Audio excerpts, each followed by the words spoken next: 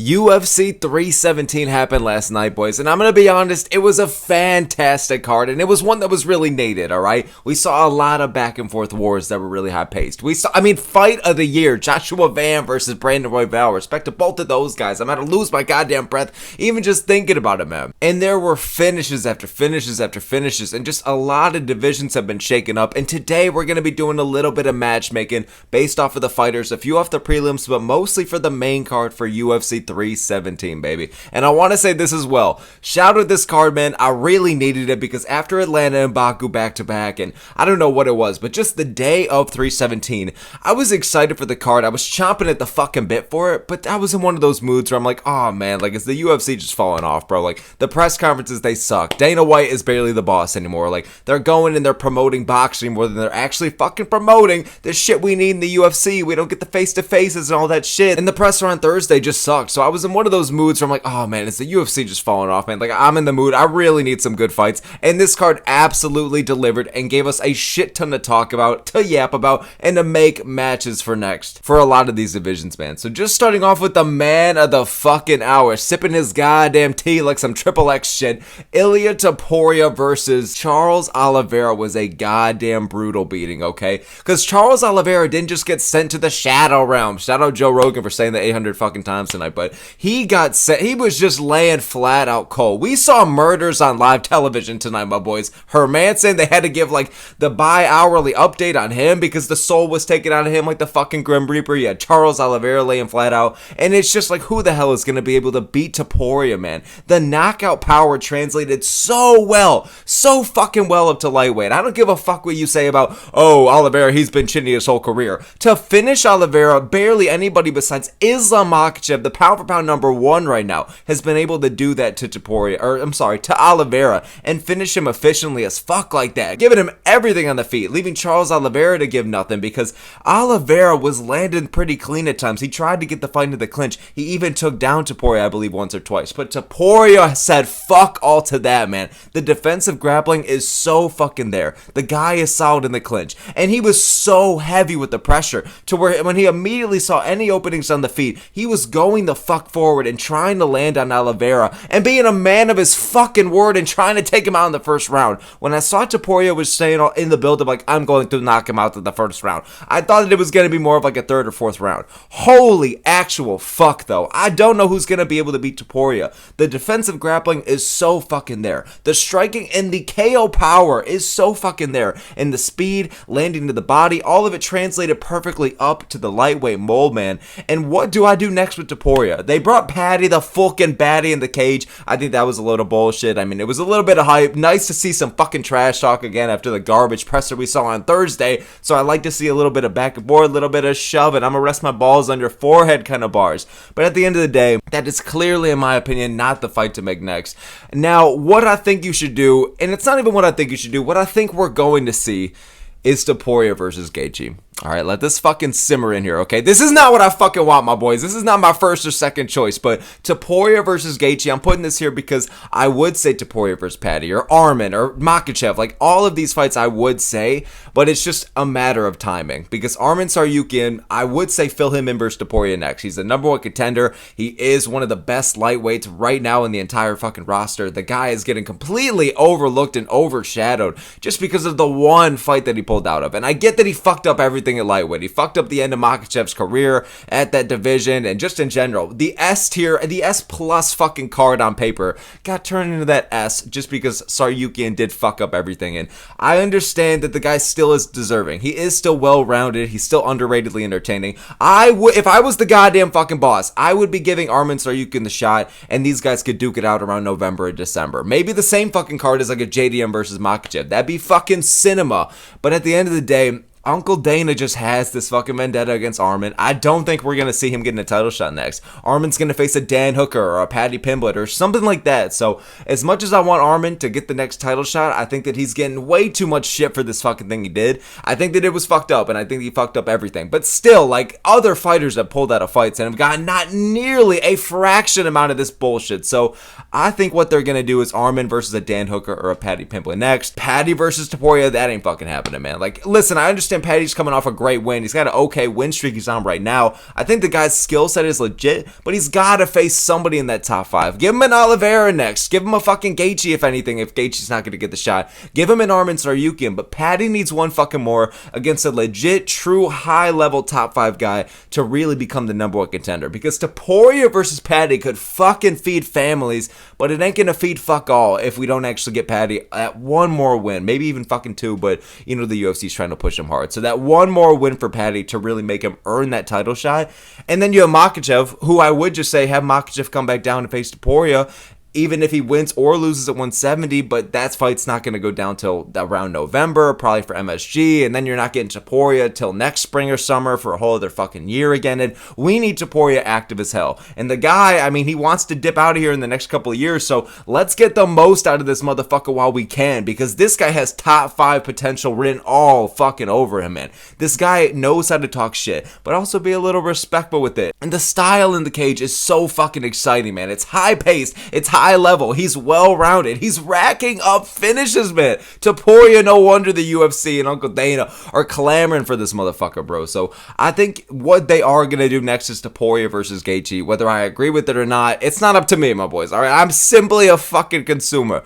But I think Islam versus JDM, they're figuring out whatever they're gonna have at 170. If Makhachev wins or loses, I think whatever he's gonna do next is coming down to face Topuria. But Topuria has time for one more in the meantime. I think if you do Paddy versus Arman, they could figure out who the number 1 contender is. So unfortunately, that just leaves us with Topuria versus Gaethje, which I think is going to be an exciting scrap, but I think Topuria knocks him out just as quick as he knocked out fucking Charles Oliveira, man, because Gaethje's not afraid to get in the pocket with him. Oliveira was prepared to win, not to get a finish, and he knew that he had to kind of like make the fight a little dirty at times, really force the heavy grappling from the start, really try and force the fight in the clinch, and Topuria said fuck all with that. So for Gaethje, it's just going to be a primarily striker versus striker battle here, and I feel like it's going to be very high pace, going to end in some kind of finish, and Topuria is going to be like a minus 800 favorite or some shit. So I'm not crazy about the fight, but it's something for Topuria next while the division kind of figures itself out, because I would just say Arman, they're not going to do that, and I would just say Paddy, but Paddy needs one more, and I would say Makhachev, but Makhachev's doing his thing at 170. So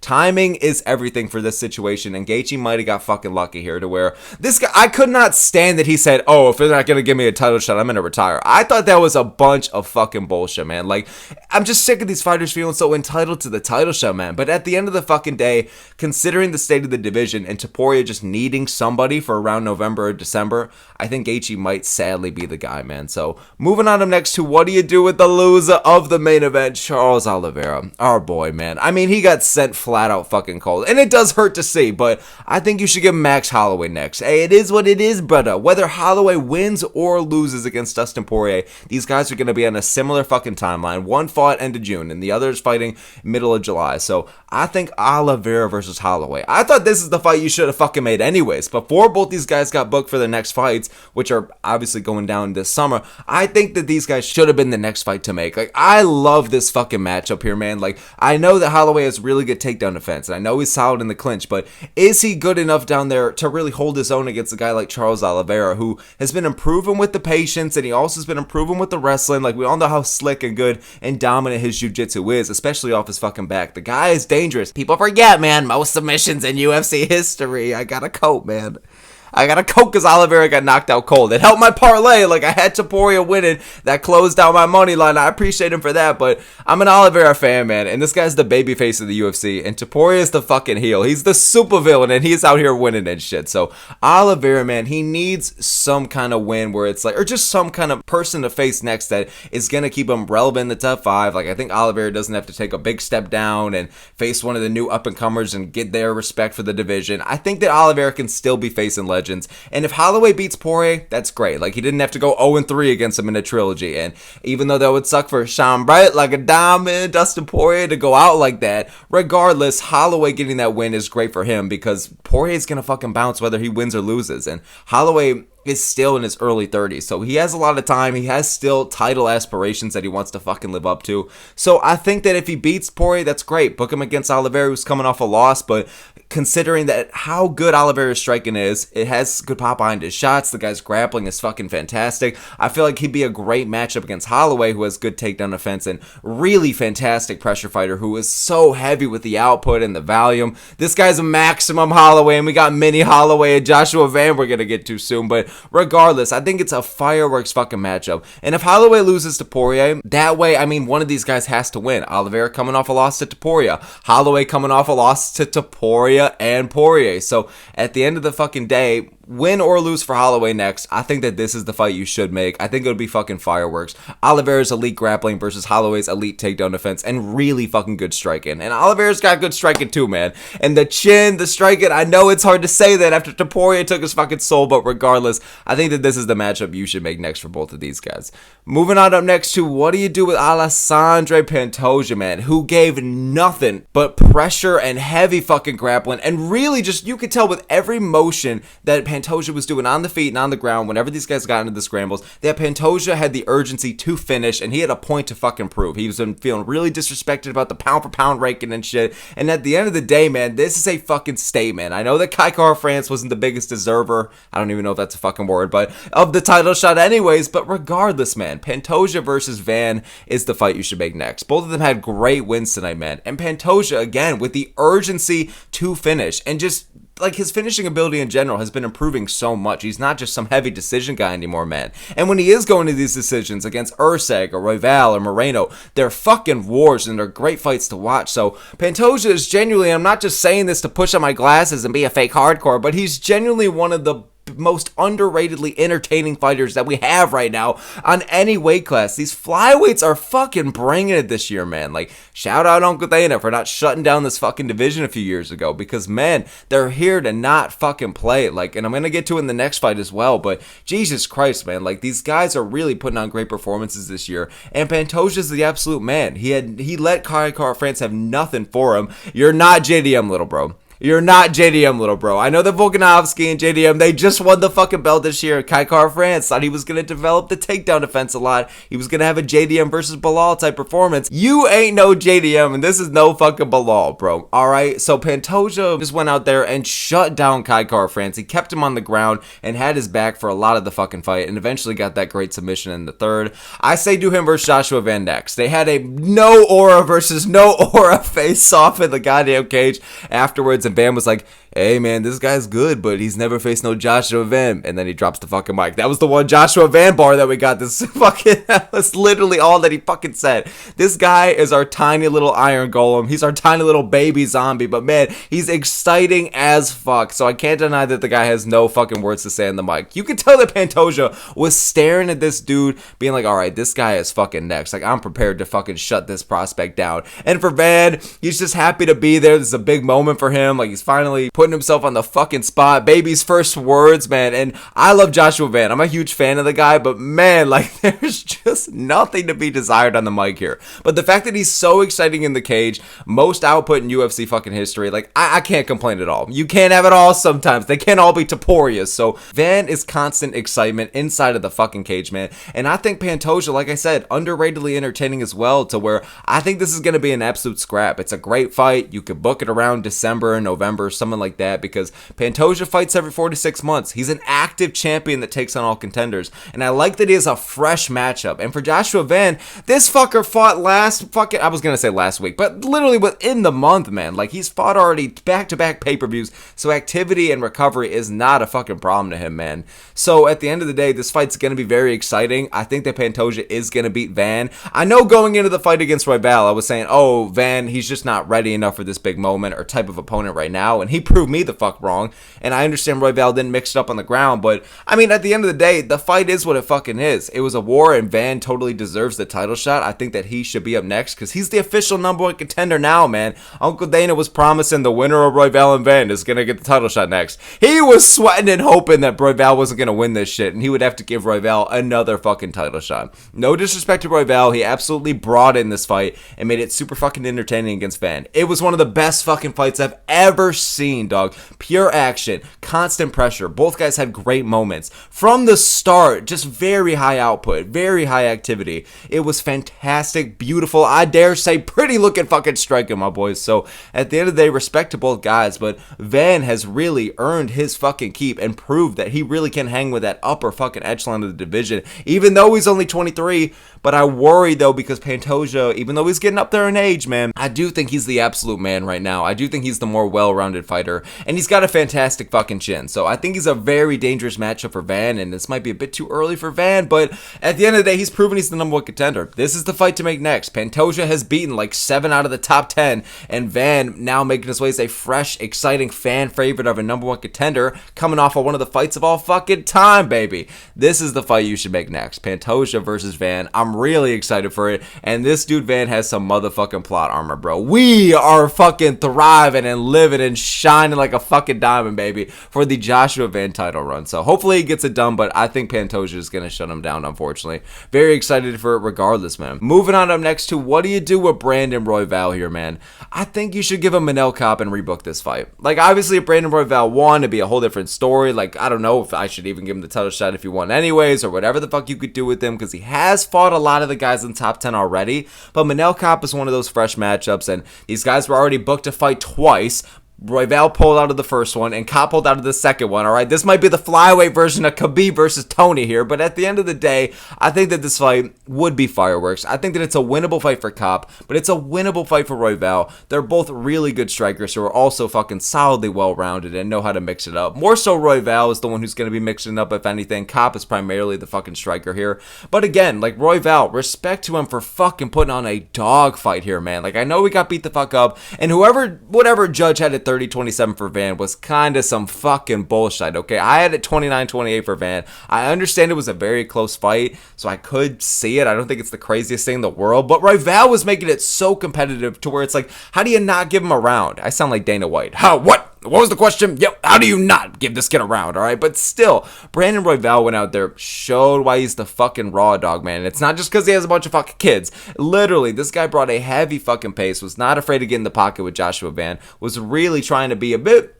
patient at first, and not even patient because he was still having high output in that first round, more so like he was point fighting. But then once the second hit, man, it was just a fucking dogfight. And still, any fight with Van, man, it's gonna be constant excitement here. So Royval, he went out there, I tipped my Ben Askren throw to him, man, because what a fucking performance. I think you should rebook him versus Cop. Hopefully this fight actually fucking happens. I mean, Cop is such a goddamn pull-out merchant on him. He's just not reliable. Manel Cop showing up to a fight is about as reliable as asking Mordecai and Rigby to set up the fucking chairs, bro. That you just can't rely on Manel Cop, which sucks because he is an entertaining guy. He knows how to talk shit. He puts on fun fights. He was going on Ultra Instinct and shit against Bruno Silva and had a good finish over, who was his name? Asu Almabayev. So, active Cop. We love active Cop, and it makes Uncle Dana a happy Dana, but I'm so sick of the pulling out and everything like that. And even though this was great for Van and now he's getting the next title shot, Royval versus Cop still would have been a great fight. So I think you should rebook this fight sometime later this year. Obviously, Royval's going to need a few months to heal the fuck up.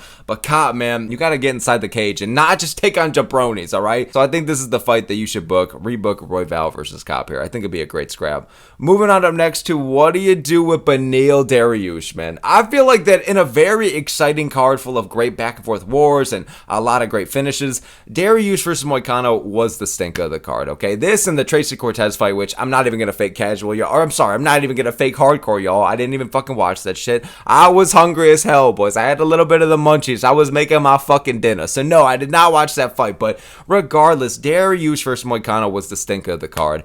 I think you should give Beneil Dariush a Grand Dawson next. Because listen, good win for Beneil Dariush. The old motherfucker Beneil Dariush, man. He was able to still get a win. And his striking did look good. Like, he still looked a bit quick in there. The ring rush didn't really apply. Like, he did lose the first round. And he did get knocked down in the first round by Pillow Puncher Moicano. So that's a bit of a red flag for his chin not being there all the way. If Moicano actually had some fucking fight IQ and actually had a bit of high output or just some urgency to get up from the dominant grappling Beneil was showing, especially in the second, Moicano could have won this fight. fight, but Moicano was just gassed. He's out here fucking making movies and shit, making podcasts, and he's got the gym, and now he's got a baby on the way. So money Moicano, he really can't afford to lose. So unfortunately, Beneil Dariush, he did look good in this fight. This was a stinker. It was a boring fight. I feel like going into it, a lot of us knew this one was going to go the distance, but Beneil Dariush, man, he was landing good leg kicks. His speed was kind of there. The guy showed dominant fucking grappling. So at the end of the day, Beneil Dariush's fucking skill set, man,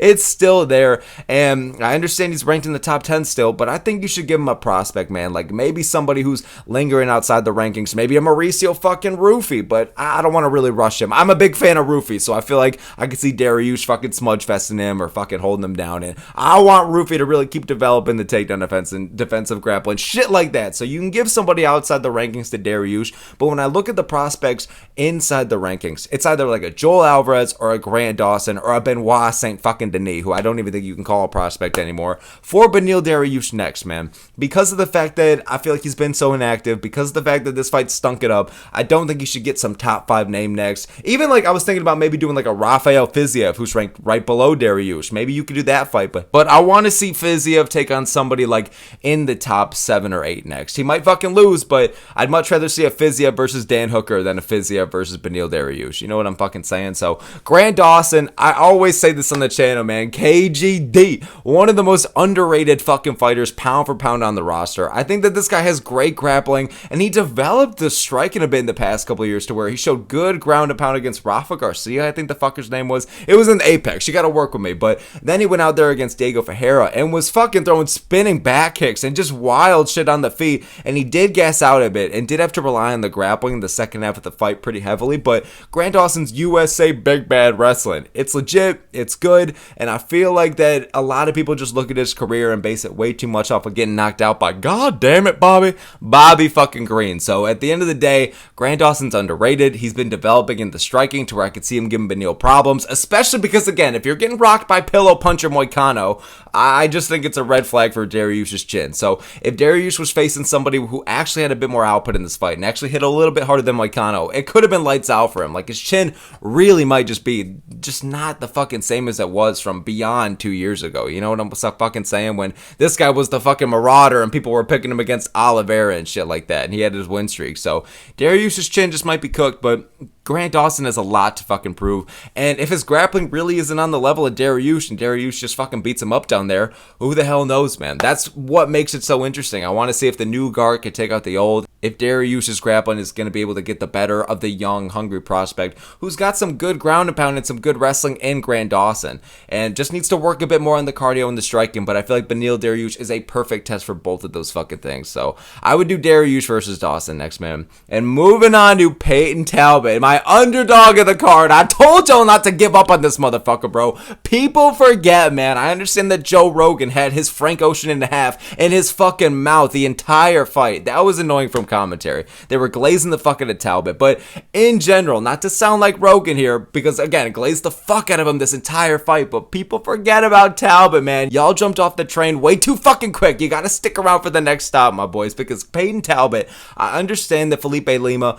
was showing a bit of low fight IQ. It was a winnable fight for Lima. Lima did make it close. He made it competitive. He had Talbott a little bit hurt a couple of times and putting him in some dangerous scenarios on the ground, but Talbott's takedown defense has improved so fucking much, and just his defensive grappling in general. Like, he showed such fucking urgency to get back to his feet, and even when these guys were getting in these scrambles, like, Talbott was not really in uncomfortable positions for most of the fucking fight. Lima almost had him here and there, but in general, Talbott was efficiently able to hold him off, get the better of him, was even taking Mount a couple of times, and just really racking up a bit of control time here for Talbott. Didn't expect that shit, and then when it came to the striking, Lima was just not very confident in it, and like, he was looking clean, he was looking good in the exchanges in the pocket, but it just seemed like he wanted the fight to much more be on the ground. So a bit of low fight IQ coming from Lima here. But Peyton Talbott, man, this guy hits fucking hard. He's dangerous on the feet. He's got good elbows, good knees. His striking is there. It's powerful. It's clean. And he has fucking high output and high pressure pressure to where I think that this motherfucker, I told y'all not to give up on him, man, because all he had to do was fix that takedown defense, and he's going to be a really dangerous guy for the division. And I just think people are forgetting that, like, these prospects that are so young, man, they can pick up on shit so much quicker, man, because they're just absorbing all this shit. Some goddamn sponge me boy type shit. They're absorbing all this knowledge. And for Peyton Talbott, a guy who pushes up the glasses, reading the books a little too much in the coffee shop, you can tell this guy's a learner, all right? So at the end of the day, he picked up on the takedown defense great, and I feel like that his striking was completely fucking there. I had it 29-28 for Talbott. Great win for him. And I'm gonna say you should give him Adrian Yanez, who he called out for next, or Ricky Simón. I don't really have a clear one I know for this one, but Ricky Simón is on a couple of fight win streak right now. He's a well-rounded fighter. He hits hard on the feet. Had a brutal fucking knockout. I believe it was at Seattle earlier this year. And then he had an Uncle Phil level of veteran performance. He had a Master Reagan Uncle level of performance. He had a Ron Swanson level of performance, man. Ricky Simón is showing that he's still fucking in it, man. He's getting a little more up there in age nowadays, but still, I think a fight versus him versus Talbot, like, let's see if Simón's wrestling can really be enough for Talbot, and let's see if his knockout power and solid fucking striking can be enough for Talbot as well. Simón is underrated, and I feel like the guy's forming a solid win streak right now. He's well-rounded, so I wouldn't even say Simón is too underrated, but I feel like he's finally getting back in a bit of a resurgence right now, to where I could see him giving Talbot a lot of problems, and let's find out how legit Talbot is. And for Adrian Yanez, it's the fight that Peyton Talbot was calling for. The reason why I think maybe you could do a couple other things with Yanez is because I feel like Yanez is just one of those pure strikers to where, yeah, he's lost a lot of his recent fights, but he's still going to make it exciting against pretty much a lot of these pure strikers like a Malcolm Wellmaker or a Peyton Talbot that you can kind of fucking throw at him. So Yanez you can kind of put in a couple other different situations, but I feel like that him versus Talbot would be fucking fireworks. I think if you want to see a bit more credibility, maybe go with the Ricky Simón fight, but if you want to see a bit more just non-stop action, pure striker versus pure striker, I think you should do him versus Yanez. Yanez, I think, is just a bit more beatable at this point right now in his career, and he's lost like 4 out of his last 5, where Simón at least is on a solid win streak, so it just depends what you want to do here with Talbot. But Talbot is here, man, and I feel like this zesty motherfucker, bro, he's going to stick around for a while. It was a great win for him. Lima just had to apply better fight IQ and really just trusted in himself, and I don't even know, man. Great prospect versus prospect fight, man. And moving on up next to what should you do with Gregory Rodrigues. This motherfucker, bro. I think you should give him Abus Magomedov next. I know that Abus Magomedov, I use him like my constant NPC of just people to fill in for who to give next. But seriously, Magomedov, man, he's just the only guy right now at middleweight that is not fucking booked in the rankings. Like, genuinely, when you look at most of these guys, they all have fights going on. Middleweight has been killing it this year with the activity and the great performances, and these guys actually fighting each other. Crazy fucking thing right there. But in general, Magomedov is just that outlier at the bottom of the rankings to where it's a winnable fight for both of these guys, Rodrigues and Magomedov. But also, this would be fucking exciting, man. Patient Gregory Rodrigues is a motherfucker. Like, he did not, because let me say this, Hermansson fucking died. Hermansson just straight up died. They had to give that bi-hourly Megan Levy health update to make sure that this motherfucker was still breathing and letting the fans know. Y'all remember from fucking Raw, and I don't watch wrestling too much, but you remember when Jerry Lawler had the fucking heart attack and shit, and they had to keep updating you, and Michael Cole looked like he just watched somebody go before his very fucking eyes, and he's giving the updates the whole night, and his voice is all shaky and shit. Like, Jesus Christ, man. That's how this felt, because Hermansson got knocked out brutally as fuck, man, and I feel bad for the guy, because the guy was taking a year and a half off. Gonna be some wise veteran performance. But Rodrigues, man, he really did learn a lot from the Cannonier fight. Like, when I heard that going into this fight against Hermansson, he was gonna focus more on being patient, and if he's gonna finish, maybe try and get after the finish in the 3rd round and just really try and pick all the right shots against Hermansson. He's hard to finish, and you know, Rodrigues didn't want to gas out or anything like that, so he was gonna be a lot more patient for this fight against Hermansson. And when I heard that, I was like, oh, that might not work out too great against him, because Hermansson might get away early on the scorecards or something like that. But man, Rodrigues patient is a motherfucker. This isn't no patient Michael Chandler, somebody who has fucking crazy firepower, but when you make him patient or technical, he becomes a worse fucking fighter, that fucking tart of a thing, bro. But Rodrigues, when he's patient, man, holy shit, he did not have to force the combinations at all. He did not have to force the big power shots at all. They just came to him like fucking candy in a kid shop. Candy in a kid shop. A kid in a candy shop. Whatever the fuck. Whatever the fuck, you know what I'm saying, man. So Gregory Rodrigues, this shit came easy to him, man. I'm just saying that he wasn't forcing any of these big moments or combinations, and when he just landed the right shots, I forgot what it was specifically, I think it might have been a left hook that took out Jack Hermansson and sent him fucking falling to the ground, man. Cold as hell. You could see the soul leaving his goddamn body, and the Grim Reapers waiting in the first row to take that shit from him, man. It was cold as fuck. Rodrigues is patient, and this power is just so natural to him, to where he really is fixing the cardio. He is working on the fight IQ. This guy is going to be so fucking dangerous for a lot of guys, and it goes to show that Jared Cannonier just is that fucking good, and he was not going to fucking lose. He was prepared to die over losing to 3 prospects in a row, alright? He said, I'm evolving Barajo, fuck that, I ain't doing this to Rodrigues too. So Cannonier is fucking legit, man. That win over Rodrigues is aging like fine wine. And Abus Magomedov, man, this guy suffers from cardiac arrest in most of his fights, but the guy has solid striking and solid wrestling, to where I feel like this would be a dogfight. It would be a very high-paced first round and a half, and then I feel like Rodrigues was kind of take over the second half if Magomedov is still in it, but we're going to have to see, man. I think that that's what you should give it. Rodrigues, give him somebody who I could see him not earning his way back in the rankings yet. I think that's fair as well. If you want to give him another prospect on the rise, or somebody, a big veteran who's kind of chilling outside the rankings a little bit, you could do that as well, but Magomedov is chilling at number 15 right now, and I think that Rodrigues, it's a winnable fight for him, and he's deserved his way to at least kind of get a number 15 guy. But again, if somebody, because he did just face number 7 Jared Cannonier, so if you don't want to give him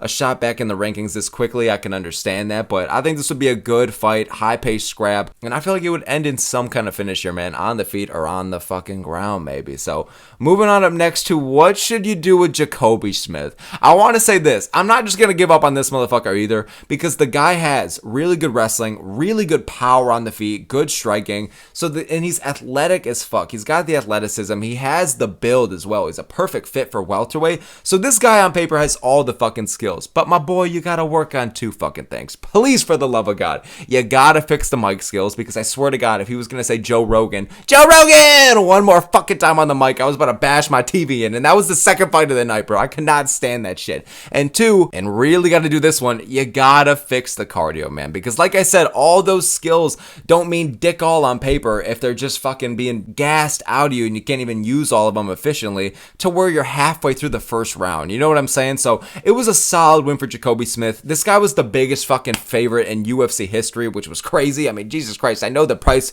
was sent to the fucking wolves here, and he was sent to just get fucking capitated, but regardless, I did not expect it to be that much of a massive favorite. But Jacoby Smith, he is legit, but before this fight, I thought this guy genuinely could get title aspirations in like 3 years, but now I'm at the point where it's like, okay, we gotta really reevaluate here. So what I think you should give him, because again, all the tools on paper, he is well-rounded, but he's gotta work on his energy management, man. Above all, cardio, energy management, whatever the fuck you want to word it as, that's really what he has to work on. Because if he can properly apply all the right skills without gassing the fuck out, like, you could still hunt for finishes, you could still be urgent to get a finish, that's fine. And I don't know if it was the pressure of the moment or anything like that, but I think that you should give him Michael Chiesa next, okay?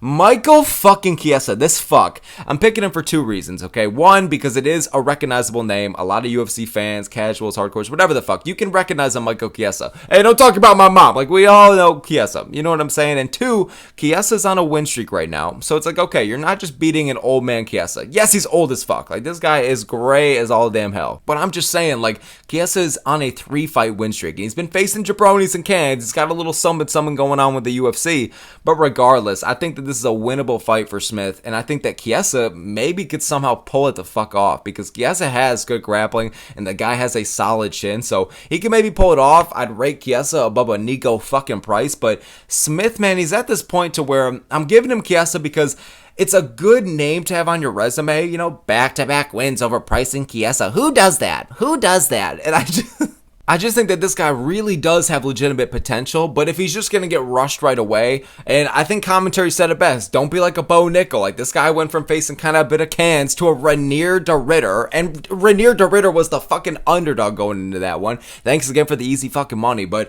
regardless, you don't want to be in one of those situations where you rush this guy to the rankings a bit too quick, especially a division like welterweight that is full of exciting and really good, well-rounded guys who have a lot of good experience, especially now at the upper level in in the rankings, man. Like, the welterweight division is one of the deepest there fucking is in terms of the rankings, the excitement, shit like that, the great matchups that we're seeing on display, and also the guys outside of the rankings are still dangerous as fuck as well. Carlos Leal, this big ass motherfucker built like Skips, he's not even ranked yet. You know what I'm saying? So welterweight is just deep as fuck. There's a lot of prospects. There's a lot of guys that are fighting each other right now and have fights booked up soon. So I do think this is a winnable fight, maybe for Chiesa, but honestly, it's a way for Smith to just work on the cardio, work on the mic skills a little bit. And I'm not saying that's too fucking important, but you know what I'm saying? Like, just work on your energy management and just keep honing your craft, because he's 29 years old. He still has time and he still has a bright future, and all the tools are there on paper. But again, if he's just fucking doing fuck all with it, it's not really going to be able to do much, and he is going to lose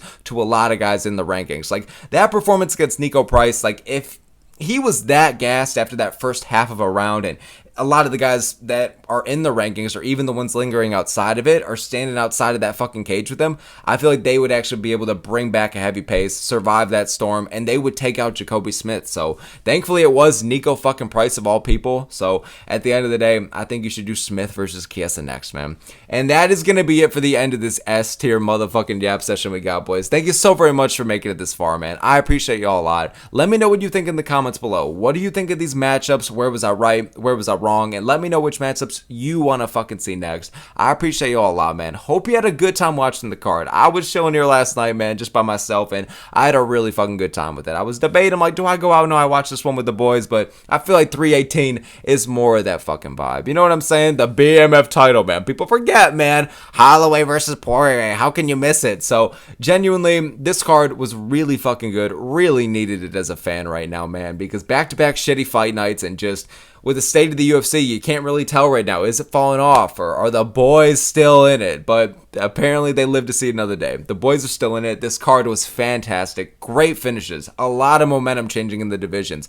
And great back and forth wars. Van versus Royval, one of the best fights of all time. Even Denise versus Alvin Hines. This Mario brother of a motherfucker. This Rocky story. This USA patriot Alvin Hines. Even that was a solid back and forth. So it is what it fucking is, man. This card was great, besides a bit of the low points in the women's fight with Tracy Cortez, and then Dariush versus Moicano. Other than that, it was great, man. So appreciate y'all a lot. Let me know what you think in the comments below. All the smoke here. Hope you have a good one, boys, and I will see you all next time.